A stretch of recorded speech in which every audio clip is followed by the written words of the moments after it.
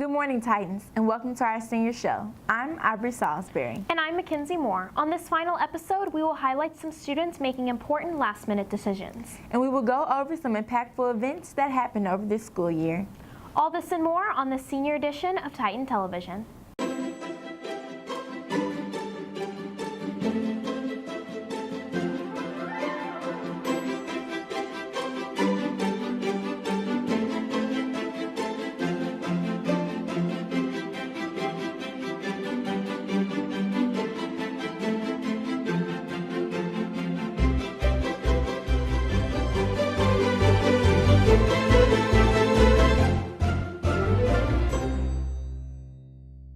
January of 2017, we said goodbye to one of our favorite apps. Belle and Bailey have students finish these viral 6-second videos. Good morning, Titans, and welcome to this new segment called Finish the Vine, where we go around and ask students if they can finish these well-known vines.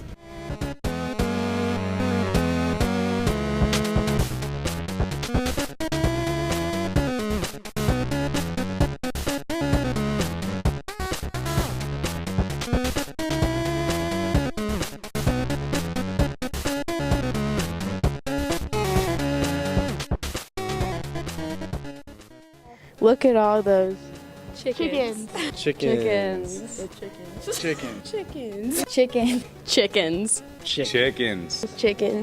Give me a harder one. Oh, okay, I'm sorry. Look at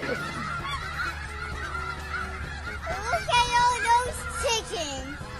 Stop, I could have dropped my croissant. Croissant. Stop, I could have dropped my Croissant. I could have dropped my croissant. Get on down to Del Taco. They got a new thing called Free Shabakadoo.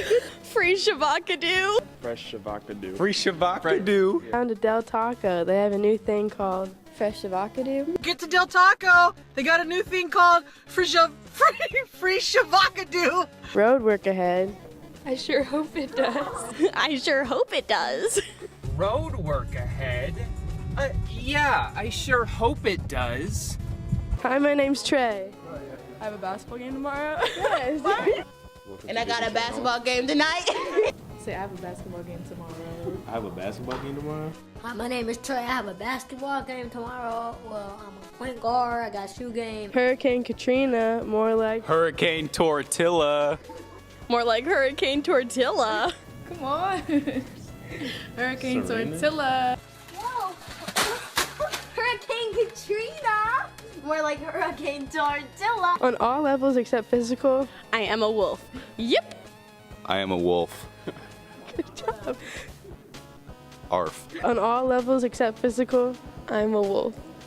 You have to bark. On all levels except physical, I am a wolf. While on this walk down memory lane, we get to popular music. Caleb Holder and Peyton Brassfield sat down and talked about their favorite albums from 2014 to 2018.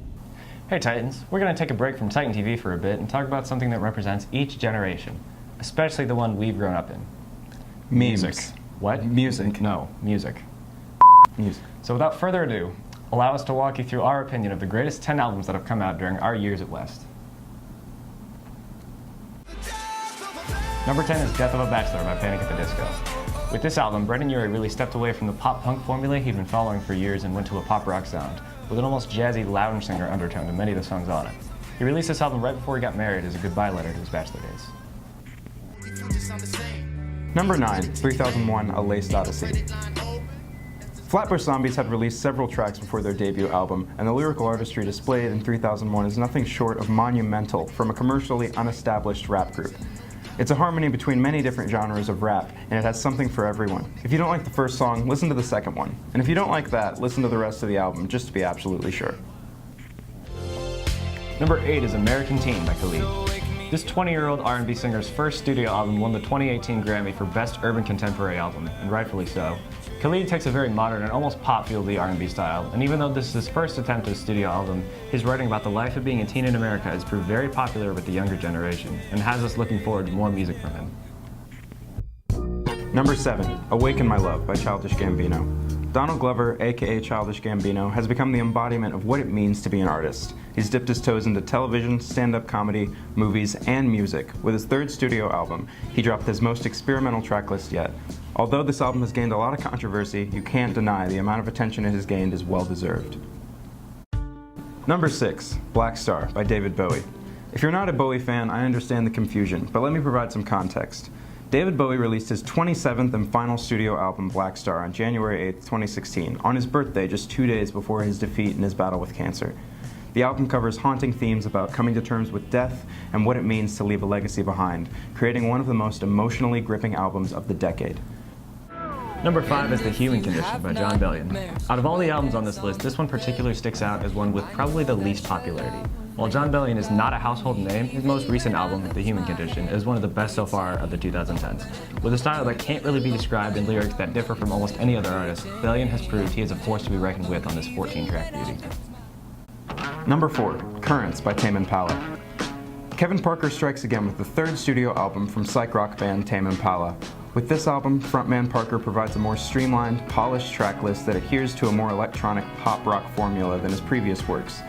This album not only shows Parker's prowess as a musician, but as a producer, proving he can write a pop song like the rest of them, with the song The Less I Know The Better. The song was a great opening to new fans, while the rest of the album left both old and new fans wanting more from the band. Number 3 is Freudian by Daniel Caesar. After releasing 2 of the best EPs anyone had ever heard, Daniel Caesar released his debut studio album, Freudian, and instantly became the best artist you've never heard of. With one of the simplest styles of music and some of the most deep and thought-provoking lyrics, the 23-year-old from Canada has become an icon for the R&B and jazz world. Number 2 is Blonde by Frank Ocean. After 4 years of silence passing since his hit blow-up album, Channel Orange, R&B singer Frank Ocean released a 17-track masterpiece that really put him on the map. Blonde explores a wide variety of sounds and messages in the songs, with an extremely experimental take on the R&B style he had always possessed.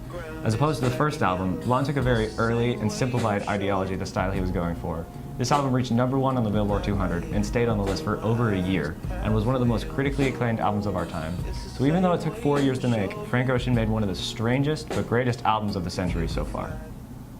Number 1. I got loyalty. Damn by Kendrick Lamar. Kendrick Lamar has quickly become not only one of the most influential rappers in history, but one of the most influential artists this generation has to offer.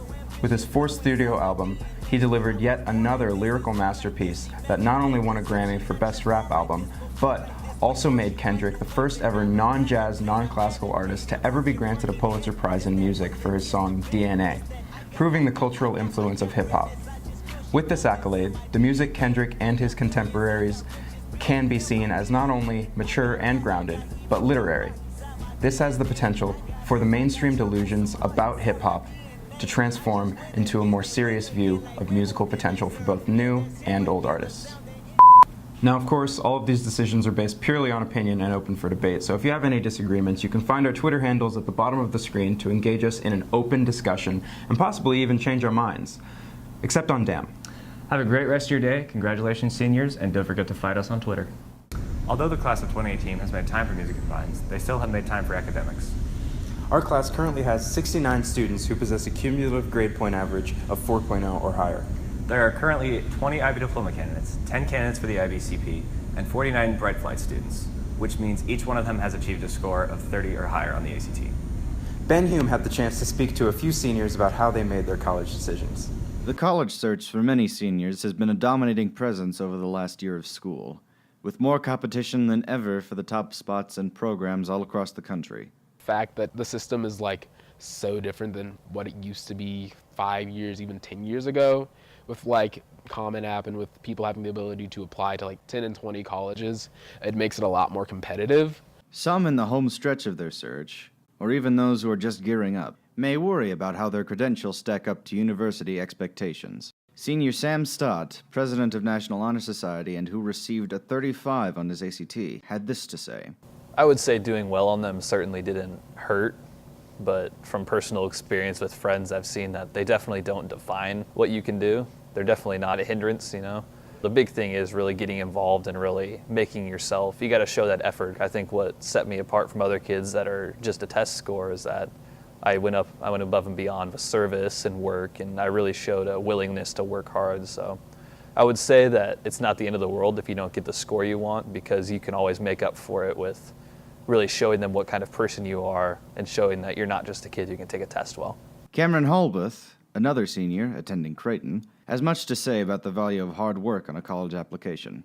I know I've worked ever since forever, because we've just been going to school, and I've worked so hard in high school with grades and studying and everything, because there was no time where I was like, oh, I'll just blow this off. And I know it's different for every family with money and location and things, but you should really go where you're going to be happy and do exactly what you want to do, because that's the only way you're really going to be successful. In my experience, to some schools, a good resume can be worth more than any test score. To any seniors accepted or awaiting their acceptance, good luck. And to juniors, take this advice. Getting involved may just be the key to the school you want. Up next, Levi and Aubrey have taken on the annual tradition of asking our students to name their senior crushes. This is Titan Talk with Aubrey Salisbury. Who's your senior crush? Tate Miller. Chase Chick. Mackenzie Kavanaugh, the love of my life. My boyfriend, Yor. Who's your senior crush? Chris Chapman. Aislinn Bratton. Kennedy Bradley. Who's your senior crush? Morgan Miller. Chris Chapman. Probably Allie Marriott. Welcome to the last Titan Sports Update of the year. I'm Levi Chrisman. And I'm Madison Martin. Today we will give you some updates on the seniors' last seasons. The boys golf team has 2 seniors who have earned all conference, Jamie Boucher and Parker Jones. The team will tee off next week for sectionals at Creekmore.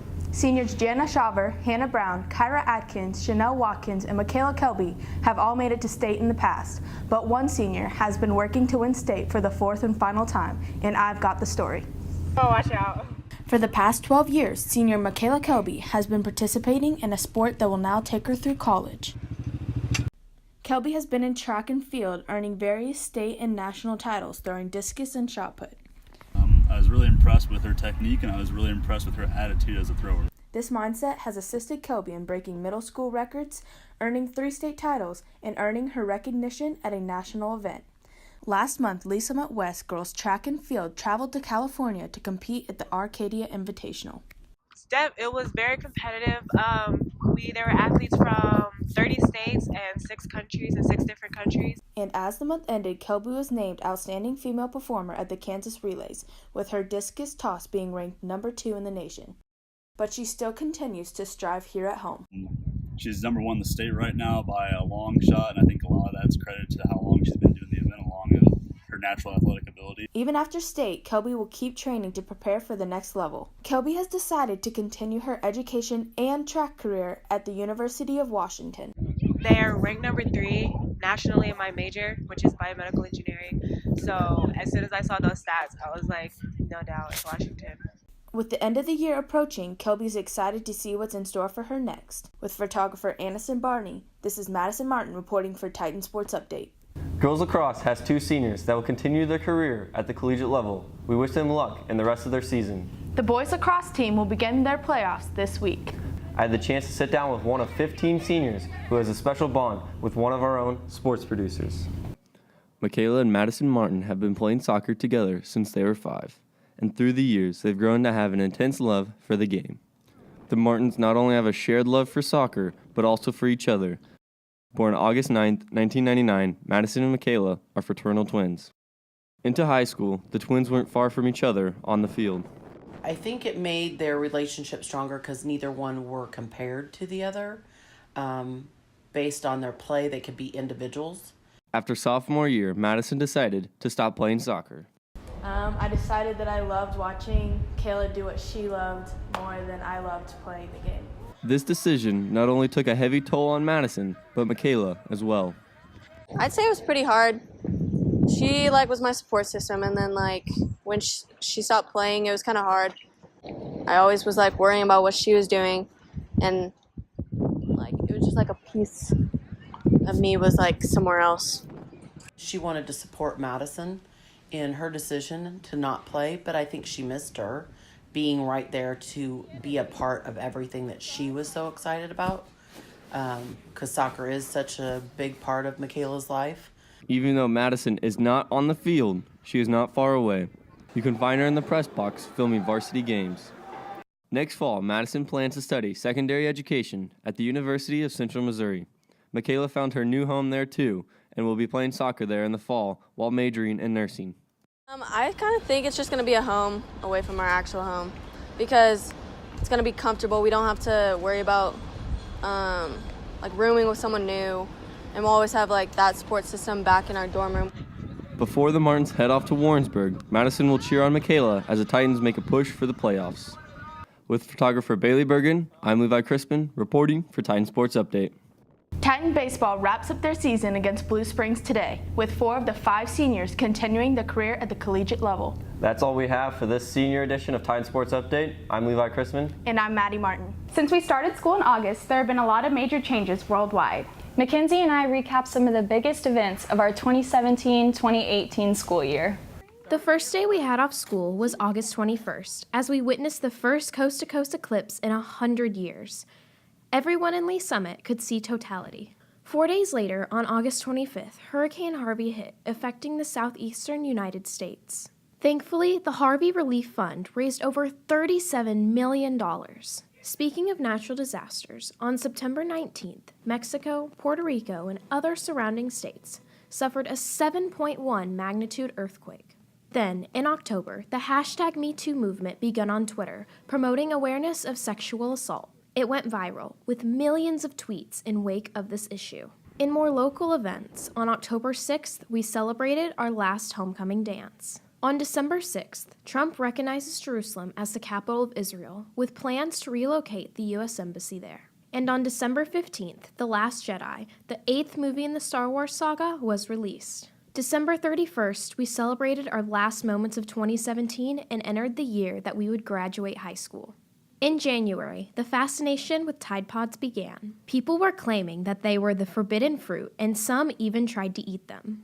On a more serious note, on January 30th, Donald Trump said his first State of the Union address to Congress. He talked about domestic policy, the economy, and immigration. Heading into February, all of us watched the 52nd Super Bowl, with Justin Timberlake performing the halftime show. Also in February, the 2018 Winter Olympics took place in Pyeongchang, South Korea, and the United States brought home 23 medals. Sadly, on February 14th, another school shooting occurs at Stoneman Douglas High School in Parkland, Florida. This caught the United States' attention, sparking a huge movement for gun reform. A month after the shooting, you might have participated in the National School Walkout for gun reform. And then, March 24th, there was the March for Our Lives, protesting Kids Not Guns, which occurred in over 800 cities worldwide, including Lee Summit. Fast forward to April 28th, and most of us could be seen at prom. In just one short week, the seniors will officially graduate and will be leaving behind our high school years at Lee Summit West. With photographer Kaylee Addison, this is Mackenzie Moore reporting for Titan Television. Thanks, Kaylee. That's all we have for this senior edition of Titan Television. Reporting for the last time, I'm Aubrey Salisbury. And I'm Mackenzie Moore. I'm Bailey Bergen. And I'm Belle Brayton. I'm Peyton Brassfield. And I'm Cale Holder. I'm Ben Hume. I'm Maddie Martin. And I'm Levi Crispin. I'm Kaylee Addison. And I'm Aniston Barney. Reporting for Titan Television.